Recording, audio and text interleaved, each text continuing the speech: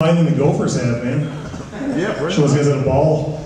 Oh, where do I want to start here? I was flying recently, and luckily not Malaysian Airlines.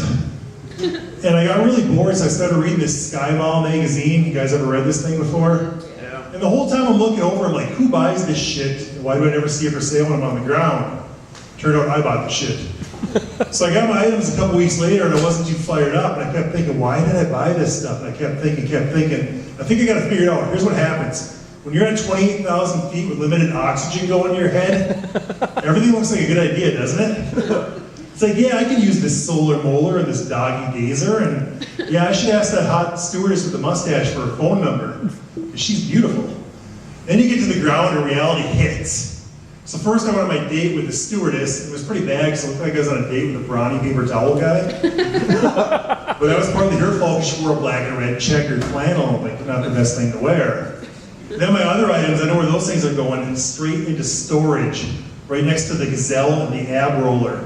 At least in fairness to me, when I bought those items, I was going through a phase where I smoked a lot of weed, and I watched a lot of infomercials, so bad purchases were bound to happen.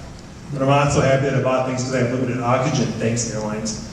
But when I was looking over Skyball, I think I found quite possibly the best advertisement ever, and it was for the chocolate chip cookie diet. Yeah, because apparently it's those other cookies that put you in that predicament, right? It's like, curse you sugar cookies with your perfect roundness and hidden trans fat. What's going to get rid of this? I know, chocolate chip cookies. That'll work, won't it?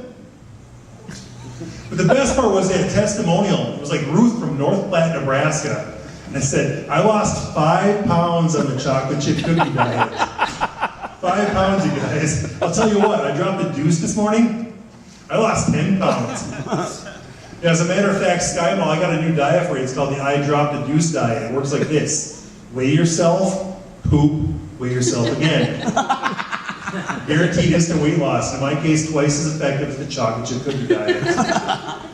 I was shopping at the dollar store recently because it was my anniversary and I buy good gifts. And I was in line and there was these 2 teenage girls in front of me. They were buying 5 pregnancy kits. And I had so many questions, like, is that for one of you? Is that for both of you? Are you going to use them all now? Are you planning ahead? Like, what's the deal? And I thought to myself, if I'm about to make life-altering decisions, do I want to trust the dollar store pregnancy kits? I'm pretty sure there's about a 70% chance that 30% accurate 50% of the time. But then I looked, and I think these girls knew that, and that's why they were buying 5 pregnancy kits. Because they were going best 3 out of 5 wins. And I said, that's pretty damn cool, because they dog the youth of America that they don't have basic math skills, but these girls knew they needed an odd number to get a consensus. I was like, way to go, girls, you're pretty smart.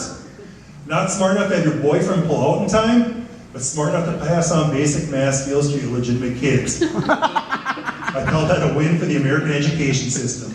Yeah. I started doing heat yoga recently, as you can tell. Because I wanted some kind of exercise that showed that I had no balance and no flexibility, and this does it. And it's kind of crazy because I found out that women are much more flexible than men. And I'll give you an example. I've been doing this thing for 6 months and I've gotten more flexible. My wife comes the other day, first time in months, she's way more flexible than me. Until afterwards I said, hey, we should have a threesome with the yoga instructor. No flexibility there. And she's like, yeah, John, I don't want people knowing you're an average lover. Thanks, dear.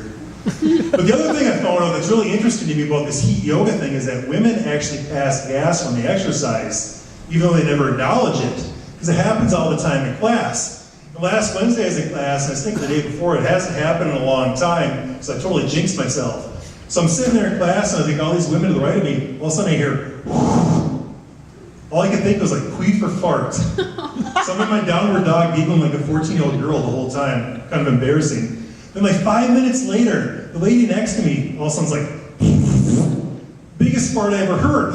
So I kind of looked at her, I'm like, oh my God. She goes, we're in yoga, we don't judge in yoga. I said, yeah, you know you're right, but if I were to judge, based on the tone and the quality of that one, I scored at least a 9. And I'm pretty sure the Russian and North Korean judges had scored the same. Yoga lady who doesn't care about farting in class. It's kind of interesting. And then the instructor that one day, the only thing worse than a smelly fart is a smelly fart in a heated room.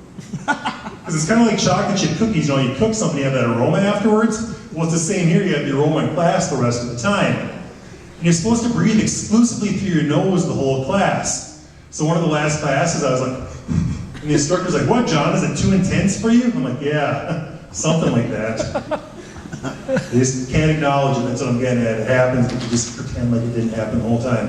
And the best part is the instructor that one day is like, hey, John, we have a new one starting in class where it's called Roga, and it's all guys. Yeah, just what I want to do is heat yoga with a room full of guys. That won't smell, will it? And I'm pretty sure if I told my bros we should do yoga, they would kick my ass. So no broga on my plate. And I'll wrap it up on this. I was at the dollar store recently again because I found out the dollar store is now selling condoms. Let's face it, man, nothing says I take this relationship serious like 12 for $1, right? So I went to buy some, but I didn't buy them. I was a little bit leery. I looked at the box. It said condoms, but they were condoms spelled with a K.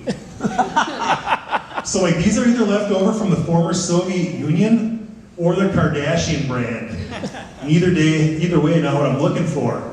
Second thing, I look in the back of the box, it says, warning, use of this product may actually increase chances of acquiring an STD. There again, not what I'm looking for. And the final reason why, you know why I didn't buy these condoms? Where do you think they were made? China. Made in China. And I'm like, seriously guys, what do the Chinese know about birth control?